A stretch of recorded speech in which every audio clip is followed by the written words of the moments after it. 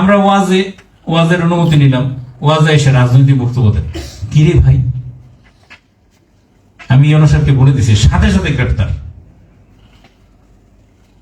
ওয়াজের রাজনৈতিক বক্তব্য কেন? যতগুলো ওয়াজের পারমিশন 1 মাসে আমার কাছ থেকে নিচ্ছে, বুঝছেন, তাতে তো হুজুরই অর্ধেক হয়ে যাওয়ার কথা চাঁদপুরের। আমার তো এর প্রশাসক দরকারই নেই। শীতকাল মানে ওয়াজ, মানে চাঁদপুরের হুজুর দিয়ে কিন্তু আমার গাজীপুর চলে। আপনারা জানেন কিনা জানি না, ইমাম সাহেব, হুজুর সাহেব অনেকে। আমার গ্রামে চাঁদপুর 28 বছর চালাইছে আমার গ্রামের হুজুর।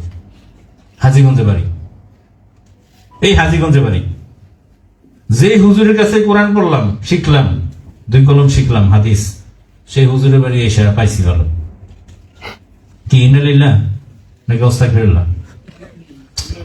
ম্যাটার হচ্ছে কি জানেন, যতগুলো ওয়াজের পারমিশন আমি দিয়েছি, আমি এখানে হলফ করে বলতে পারি, হাজীগঞ্জের মতো উপজেলার যতগুলো মানুষ আছে কেউ চুরি করার কথা না। ওই লোকগুলো যদি খালি ওয়াজের কথা মতো কিছু কাজ করে। শীতকাল আসলে ওয়াজের সংস্কৃতি আছে আমাদের বাংলাদেশের সব জায়গায় হয়, আল্লাহর দিনে আলোচনা হয়। আপনারা আলোচনা করবেন, কিন্তু এমন কিছু আলোচনা করেন না যেটা আজকে উনি একটা কথা বলছে, উনি উইথড্র করতে বলছে, আমি ডিসিশন নাকি এটা খেলা চলা উচিত, এটা কি রাজনৈতিক মঞ্চ? আমি প্রশাসনের মানুষ, আপনাদের সাথে কাজ করব, আপনাদের নিয়ে কাজ করব।